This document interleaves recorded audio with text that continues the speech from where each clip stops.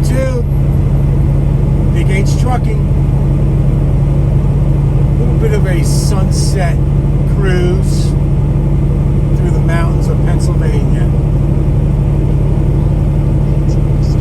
I encourage any trainer to bring their student to teach them how to drive in the mountains. If you're from the East Coast, in the Pittston Terminal, I-76. You get a bunch of steeps, steep climbs, steep downgrades, a lot of curves, tunnels. You get a variety of all kinds of good stuff. Again, if you want to teach your student how to drive the mountains,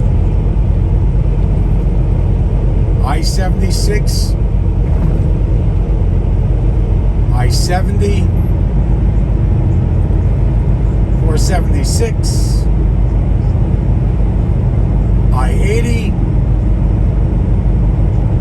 99 would be where I would take my student if I was training. Once they master this, or get comfortable, forget about mastering. Once they get comfortable driving on these roads, these interstates in Pennsylvania, and driving in mountains everywhere else is the exact same.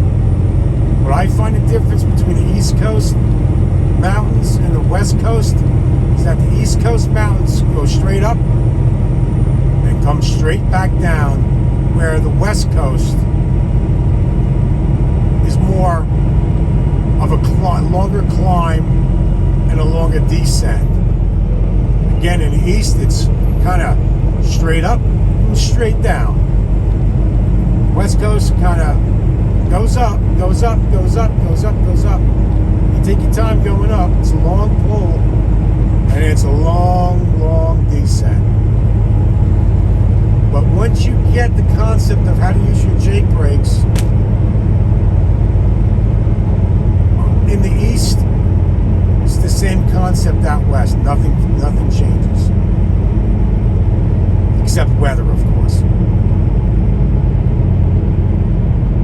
But I would highly encourage any trainers to absolutely get their students up here. So I can remember the first time I drove on these roads, I was absolutely petrified, terrified.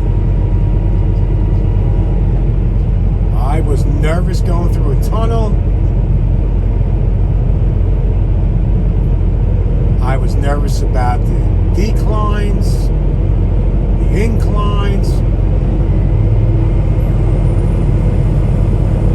and all the curves. 76 especially. No, all the interstates I named. 80, 76, 70, 99. They're all the same. They're all filled with turns. So right now, I am doing 60 miles an hour. My Jake's on 2. Cruise control on 63. If I feel like I'm coming in too hot, I don't use the brake. I just take off the cruise control, slam it down to another Jake 3, stage 3, and I don't need to touch the brakes. Now, of course, it helps knowing the road a little bit, because now I've traveled on these roads many a times, so I know what to expect, and you will too.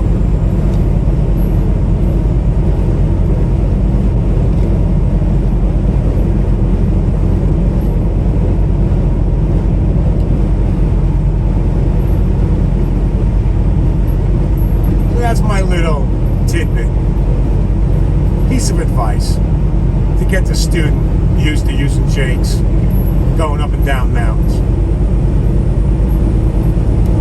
especially when you're on this road for 300 miles like I am,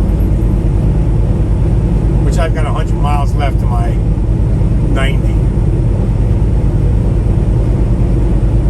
This is definitely a unfortunate way to come because there's tolls. Part of this trip, they do pay, giving me $170 towards the tolls. Pennsylvania's a very expensive state when it comes to tolls and fuel, but it's a necessary evil. There was no other way to go.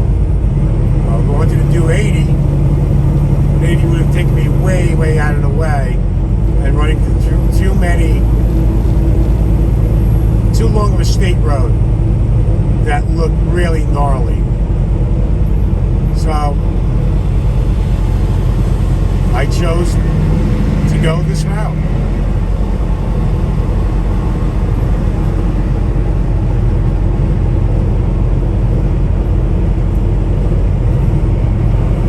And after I drop this off, it's back to the terminal. Get some minor repairs done.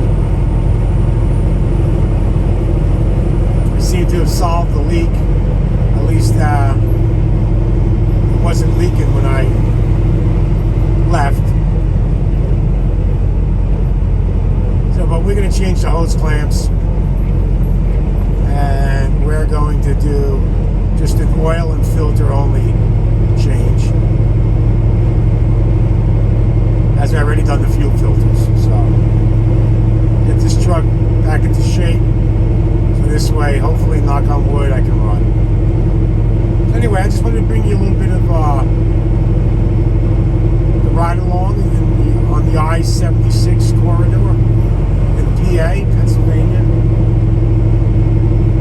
Stay safe, make great decisions, and like I always say, get out and check your surroundings if you're not sure.